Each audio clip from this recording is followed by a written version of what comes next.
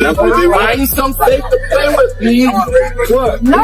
Find some safe to play with. The internet is once again unsettled. A private video involving Lil Wayne and Birdman, never intended for public view, has surfaced, followed by warnings that more footage may exist. What was once framed as a bond between mentor and protege now appears fractured, its silence carrying more weight than any public statement. The relationship that shaped a generation of hip-hop is no longer speaking for itself, and the absence of clarity has invited speculation, unease, and restraint in equal measure. To understand how it reached this point, it requires returning to the beginning. Brian Williams, known to the world as Birdman, was 14 years old and already wealthy. In New Orleans, that reality carried an unspoken meaning. The money did not arrive through institutions or inheritance. It preceded the music. Before Cash Money Records, before rap became a public identity, his name carried consequence in a city where reputation was a form of protection. People knew it. Parents knew it. Lil Wayne's mother knew it. She had gone to school with Birdman and watched, from a distance, a teenager accumulate resources that most adults never would.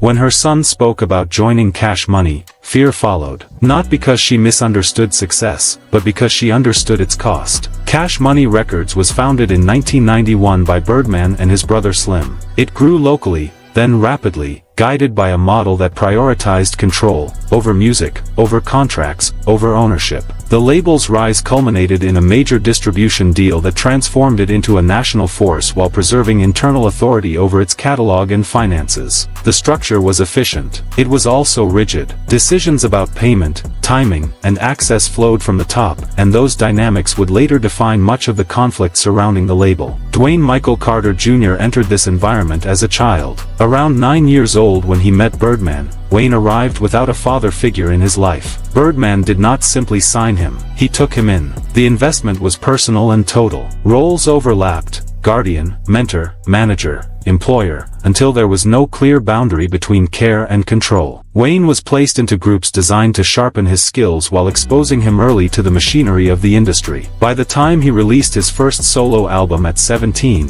the preparation had worked. The success validated the system and strengthened the bond at its center. Years later, Birdman would acknowledge early mistakes, describing a period of inexperience and misjudgment. His words carried both defense and admission. He spoke of clearing debts, repairing damage, and protecting his name. Yet beneath those claims was a quieter truth he did not avoid: without Lil Wayne, the empire would not exist. Wayne's talent, discipline, and endurance turned a regional operation into a global force. The unresolved question, never fully answered, was whether that contribution was ever matched with proportional freedom or reward. The height of their partnership defined an era. Wayne's work reshaped commercial hip-hop, attracting new artists and unprecedented revenue. Publicly, the father-son narrative remained intact. They appeared together, collaborated, and presented unity. But images from that time, gestures meant to signal closeness, later became sources of discomfort and debate. Birdman explained them as expressions shaped by a life where every farewell carried uncertainty. Some accepted that explanation. Others did not. The meaning remains unsettled. In 2009, a documentary offered an intimate look at Wayne's life and creativity. It also introduced a moment that would linger uncomfortably in the public record. Wayne spoke, without apparent hesitation, about a sexual experience from childhood that occurred in the presence of adults. He described it plainly, without framing it as harm, yet the context raised questions that have never fully receded. The film did not answer those questions. It simply left them there, suspended. What remains is not a clear verdict, but a lasting tension. A relationship built on opportunity and dependence. A legacy shaped by loyalty and silence. And a history that continues to surface in fragments, asking the same quiet question: where does mentorship end, and control begin? He spoke about the incident without visible hesitation, describing it as something he did not resist and saying he never sought legal action. Laughter from others in the room, captured in the retelling, lingered in the background. Years later, Wayne revisited the moment publicly, acknowledging that despite how he had once framed it, the experience carried an emotional cost he did not fully understand at the time. The footage has since become one of the most frequently cited points in discussions about the nature of his upbringing inside the industry, not because of what is explicitly stated, but because of what it quietly implies. Commentators have returned to that moment again and again, raising concerns about the environments a child was exposed to and the presence of adults who held power over him. Wayne approved the documentary's release, but reports suggest he later questioned whether that revelation should have been included at all. Once made public, it could not be taken back. It remains suspended in the record, unresolved, and deeply uncomfortable. Other accounts, never formally substantiated, have circulated over the years. Former associates have suggested that Wayne was introduced early to adult risks, elements of street life and industry culture that carried consequences far beyond music. These stories tend to surface most prominently during moments of conflict, often amplified online, where short clips and fragments of testimony are presented as proof of a larger pattern. Together, they have fueled a broader conversation about influence, control, and the vulnerability of young artists placed inside systems they did not design. Those concerns eventually merged with financial disputes that could no longer be kept private. Critics argue that Birdman's role as both guardian and gatekeeper shaped Wayne's access to money, opportunity, and autonomy in ways that blurred protection with dependence. Defenders respond that he provided structure, resources, and a path out of circumstances that offered few alternatives. Both positions exist side by side, neither fully resolving the tension at the center of their relationship. Wayne himself has rarely leaned into accusation. When asked to reflect, he has spoken carefully, suggesting that the scale of what was being managed may have exceeded the capacity of just two men. His words acknowledge missteps without assigning intent, placing responsibility within the limits of structure rather than malice. It is a generous reading, one that not everyone is willing to accept, particularly as new footage and old grievances continue to resurface. The scrutiny does not stop with Wayne. Former Cash Money artists have described similar frustrations: royalties unpaid, contracts that restricted movement, careers stalled while negotiations dragged on. Some found success elsewhere, others did not. Birdman has consistently denied exploitation, emphasizing loyalty, family, and shared history, and pointing to the achievements that emerged under his watch. No criminal charges have resulted from the allegations. Still, public judgment has formed in the absence of legal resolution, shaped by repetition, timing, and the accumulation of unresolved stories. The breaking point arrived publicly in late 2014. You know who Baby was, and he's a millionaire from the streets. And in New Orleans, you know, that name way before there was rap, before there was a Cash Money Records, that name held weight. You know, my mama went to school with him. My mama was so scared for me to even be involved with him. Wow. You know what I mean? All she would say was like, boy, that boy was 14 with $1 million. And she was scared of. After years of delays, Wayne spoke out, accusing his label of holding back his work and,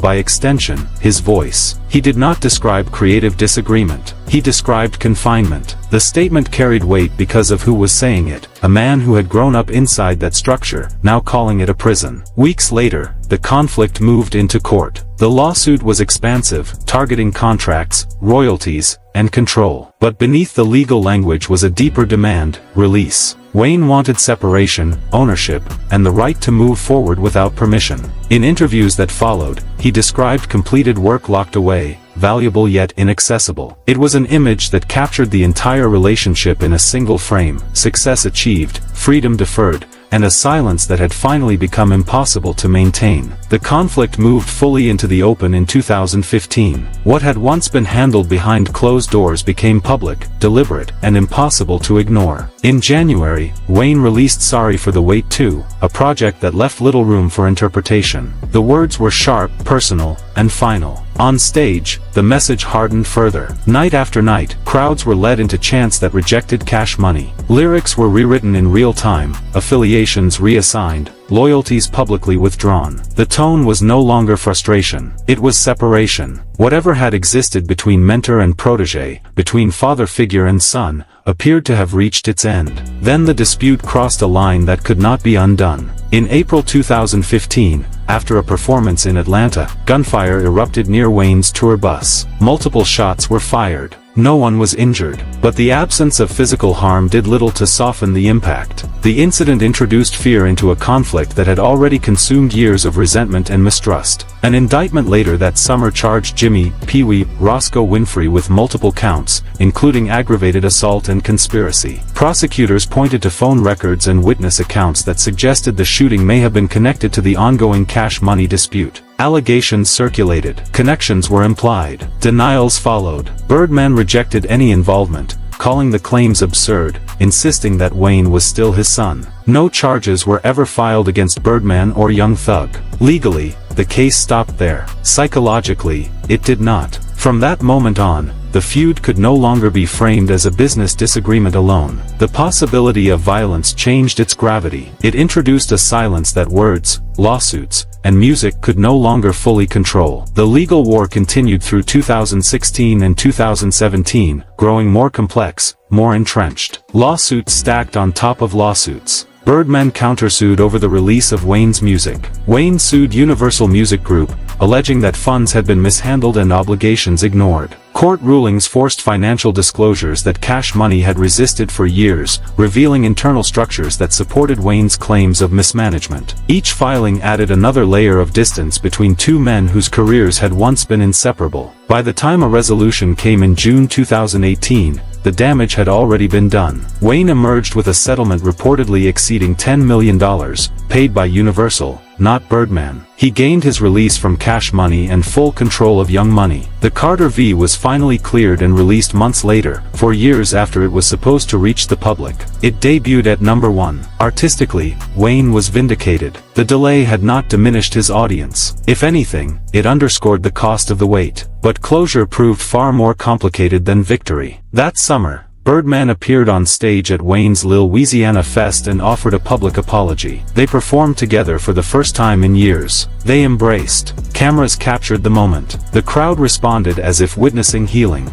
Yet the reconciliation felt carefully constructed, contained within the boundaries of spectacle. What it resolved publicly, it left unresolved privately. That tension had always been there. Even during the height of the legal battle, moments of warmth surfaced, brief reunions, shared appearances, quiet gestures that suggested the bond had not been completely severed. Personal affection and professional hostility existed side by side, neither strong enough to erase the other. The relationship endured, but only in fragments. In the years that followed, those limits became clearer. By late 2025, Wayne was no longer formally tied to Cash Money. The business relationship that had defined both men for more than 2 decades appeared finished. What remained was personal, informal, and strained. Wayne's absence from Cash Money events became noticeable. The Hot Boys reunion tour moved forward without him at key moments. The label's 30th anniversary celebration passed without his presence. Those close to the group suggested his distance was less about open conflict and more about dynamics that no longer fit. The shift was quiet, but decisive. Wayne had moved on,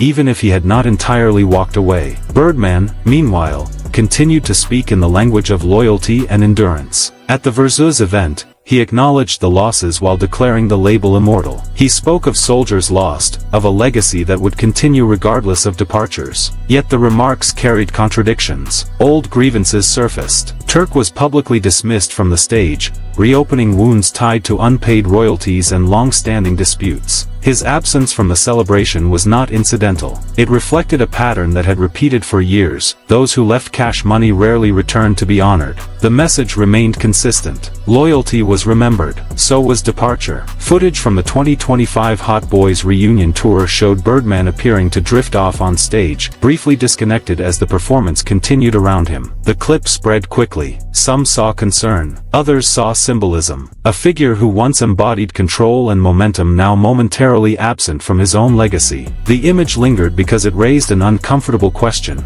not about health, but about relevance, about whether the empire had outgrown its architect. Cash Money's 30th anniversary was meant to be a celebration of survival in an industry where most labels never last. Instead, it became a reckoning. Not loud, not explosive, but heavy with memory, absence, and unresolved tension. A reminder that success does not erase cost, and that legacy, once fractured, never fully returns to its original shape. As the anniversary celebrations approached, the narrative Birdman sought to preserve began to fracture under pressure from multiple directions. Did they make any mistakes back then? We're talking about artists? Talking about Baby and Slim. When now, if you were Lil Wayne's manager, you know what I'm saying? Like, if you were, did you see any missteps now that you look back? You know what I be telling my dude? I be like, man, now that I'm in charge and stuff, the things I'm in charge of, I kind of look at it like it was impossible to do what they did for just two guys. You know what I mean? Like, man, I deal with, I be about to bite somebody's head off behind a hotel room. Former affiliates, rivals, and unnamed voices released material that challenged the image of stability and control he had long cultivated. Much of it appeared calculated, arriving at a moment when visibility was at its highest. The situation with NBA YoungBoy intensified that pressure. Their relationship deteriorated publicly, and what followed was not silence, but retaliation through imagery and implication. Leaked videos, skits, and fragments of content circulated across platforms, each reinforcing the same inversion. In one widely shared clip, Birdman appeared not as a commanding figure, but as the subject of ridicule. Power was reframed. Authority was undermined. The reversal was subtle, but unmistakable. Birdman's response leaned on scale rather than explanation. He pointed to numbers, streaming totals so large they were meant to end the conversation. 1 trillion streams. The figure carried weight, and it was not inaccurate. Cash Money's catalog had reached an audience few labels ever touch. But metrics cannot resolve questions of fairness or conduct. They measure reach, not accountability. As online scrutiny intensified, additional footage surfaced. Live streams and short-form clips suggested instability within Birdman's circle, moments of distress captured and redistributed without context. Other leaks reignited long-standing rumors about his personal life, conversations he had dismissed repeatedly over the years as distractions fueled by envy. He denied them again, as he always had. Yet denial did little to stop the cycle. Once images enter circulation, they no longer belong to the subject. Against this backdrop, a quieter moment cut through the noise. In October 2025, Lil Wayne visited Birdman in the hospital. Details were scarce. The reason for the hospitalization was not publicly explained. What mattered was the visit itself. After years of lawsuits, public accusations, and irreparable seeming breaks, Wayne showed up. They reportedly spoke about the past, about music, about where things began. The gesture resisted easy interpretation. It did not erase history, nor did it confirm reconciliation. It simply revealed that the relationship had never fit clean categories of loyalty or betrayal. That complexity surfaced again during the Super Bowl halftime controversy. When the NFL passed over Wayne for the 2025 performance in New Orleans, his hometown, Birdman publicly defended him. There was no contract involved, no financial incentive. He spoke because he believed Wayne deserved the moment. The alignment was brief, but it was real. By early 2026, Birdman's legacy existed in a state of unresolved tension. Leaked footage painted one version of events, a powerful figure exposed, diminished, under siege. Birdman offered another, a self-made mogul who built an empire, endured attacks, and refused apology for methods he believed were necessary. Neither account fully replaced the other. Reports later described Birdman appearing at Wayne's New Year's Eve celebration, fueling speculation without clarity. Grainy footage circulated. Rumors followed. Neither man explained what the appearance meant. Even mentions of new music arrived tangled with leaks that suggested unfinished business rather than closure. The pattern, by then, was familiar. Artists signed young. Success followed. Revenue flowed. And eventually, disputes surfaced. Over contracts, over control, over what loyalty was supposed to cost. Some artists left, some sued, some returned in moments that felt more symbolic than resolved. The cycle repeated. In interviews and online breakdowns throughout 2025, former associates revisited claims of restrictive deals and enforced dependence. Birdman responded by arguing that many who left failed to sustain success elsewhere, suggesting that his role had been underestimated. The truth likely sits somewhere between. Cash Money did produce stars. It also produced grievances. Both outcomes are part of the record. Even peers viewed the legacy with caution. Respect for the achievement, tempered by distance from the methods. Admiration, without full endorsement. The volume and timing of the leaks suggested coordination, or at least opportunity seized. Released during moments meant to celebrate longevity, they ensured that the conversation would not remain congratulatory. Whether driven by former artists, rivals, or access alone, the effect was the same. The material existed. It spread. It reshaped perception. Birdman built one of hip-hop's most influential labels. He helped launch careers that defined eras. He accumulated wealth and power few imagined possible from his beginnings. He also left behind lawsuits, fractured relationships, and a growing archive of footage that exposed the personal cost of that ascent. Those images will continue to circulate. The arguments will continue to resurface. And Birdman will continue to defend a legacy built with extraordinary talent, complicated loyalty, and trust that was sometimes earned, sometimes strained, and sometimes broken. In an era where nothing remains private, the final judgment remains unsettled, left to an audience still deciding how to weigh success against consequence. Find some safe to play with me. What? No.